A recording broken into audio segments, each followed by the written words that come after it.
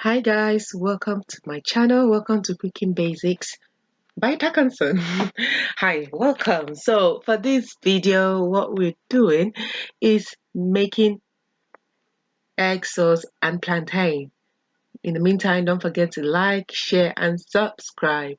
So the plantain I'll be using is, well, I'm using ripe and unripe plantain. That's because that's the plantain I have in the house. That's the truth. But to do this recipe, I find it's best to use ripe plantain. And then I'm using 2 of tomatoes I have left, and then bell pepper, red onion, and what you see there that is white is actually parsnip. And then I also have like scotch bonnet. I'm using 2 eggs from um Aldi, and then, well, vegetable oil is what I use to make this. So it's very simple recipe. If you see, it's not a lot, literally. Definitely not a lot. Not a lot. So basically what I'm doing here is now preparing the plantain to be ready to be fried. Okay. Um Usually for you to do this, you have to cut in the middle, and that helps to open up the skin or make it easier to peel.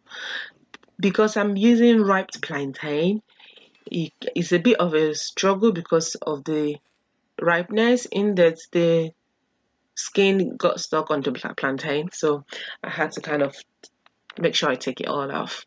Okay, you see, repeat the same process for the unripe one. Which plantain do you think is best to make Nigerian plantain, egg sauce and plantain? Ripe or unripe? Comment below. Which one do you think? I always think the ripe one is much better. But the unripe one was quite fine, to be honest. But for some reason, because of the sweetness that the ripe one has developed, it just makes the whole thing really nice to eat. That's my own argument. But which one do you think is best to make Nigerian egg sauce with plantain? You comment below or let me know. So basically what I've done is just simply slice up the way we normally do.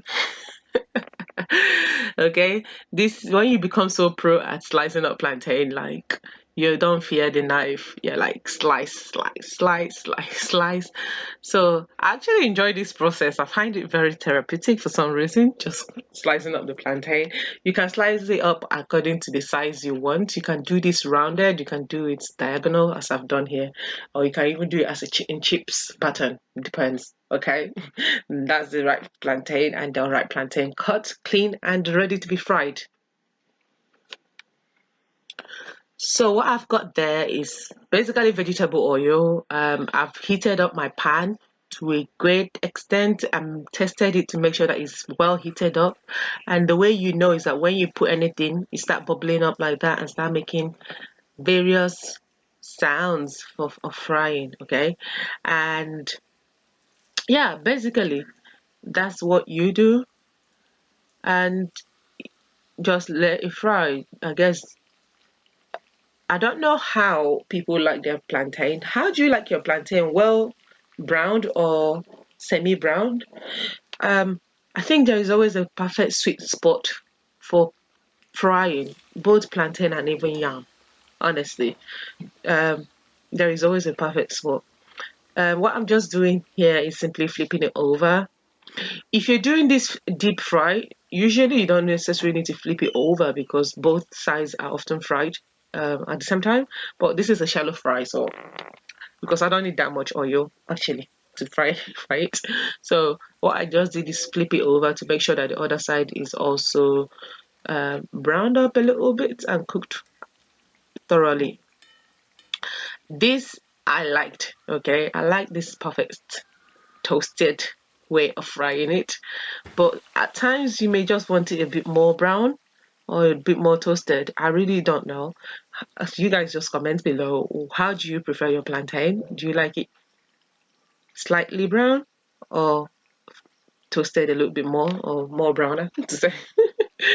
Okay, so basically I just finished frying one set of the plantain. The one that I put there is the unripe one. So the next one that will be coming in, which I didn't show in this video because there's no point, is the ripe one. So yeah, take it out, place it in a whatever you have. I put it in a plate and used kitchen tissue to soak up the excess oil. Yeah, voila, that's the fried plantain done. And one of the things I really like about frying plantain as well is that you don't have to wait too long for it to cool down before you can eat it, unlike yam. I love yam though, but like you don't have to just like munch upon it. And it was tasty. I did not fry that thing with salt, and I personally suggest that you don't, because fried plantain has its own taste. But if you want to, that's fine. What I'm doing here is simply cutting off the or chopping up more like the tomato, according to how I like it. Okay, this little diced way, it makes it easier and makes it more full, I guess, full to have. I don't know, I just like the look of it. And then I prepared my egg. Obviously, if you're making an egg sauce, we definitely have to prepare an egg. I only used two, but I wish I used the third one because yeah, I just felt like the vegetable overpowered the egg, but that doesn't matter. But hey, so basically, beat the egg to I'll say unscramble the yolk. I don't know how to say. Just beat the yolk out of its form, and to incorporate it with the white side of the yolk. And then I added some water. As if you're going to make scrambled egg, it's important to add some water to ensure that it doesn't get like, what do you call it, clogged up too much. One thing about adding water is just it loosens it up a little bit, to be honest. I've tried it without water and definitely there's a difference, but don't add too much water, it's because it just comes so watery and lacks taste. With that egg as well, I didn't, if you want to make a really good scrambled egg, fluffy one, do not add salt or any other thing in the egg itself. So basically what I've just done is added the vegetables I've done. So add the vegetables in the pan. I did drain out some of the oil that I used to fry the plantain because that's some oil I'm using here, and then let it cook. So mix together, incorporate everything and let it cook. I let this cook about 5 to 10 minutes before adding any other thing. That helps to take out the sourness of the tomato as well and make sure that the vegetables are a bit soft. Okay.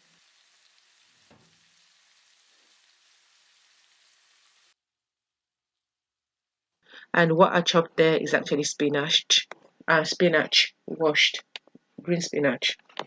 Obviously, it has to be green. And yeah, I just like add, yeah. So after 10 minutes, it was looking a bit more softer, and then I went ahead to add other things, which I'll show you soon.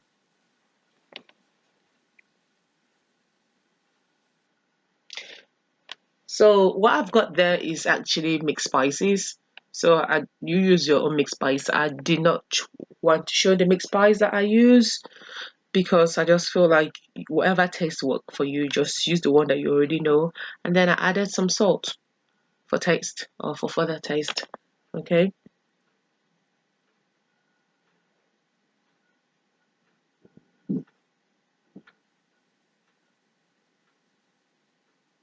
Yeah, incorporate to make sure everything has the same taste. I added small salt because I didn't want to use a lot.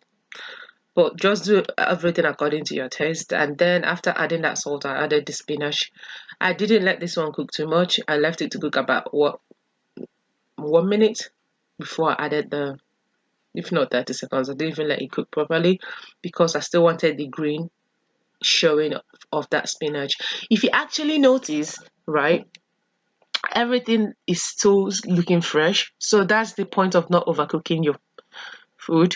So you can actually still have it fresh. I simply added the egg, okay, and then I let it cook and sit there for about how many minutes? I think I did left it for about 3 minutes, if not. Yeah, about 3 minutes or definitely under 5 minutes, but between 3 to 5 minutes. And before I started scrambling it. And the key to getting this fluffiness, as I mentioned, is not to add salt.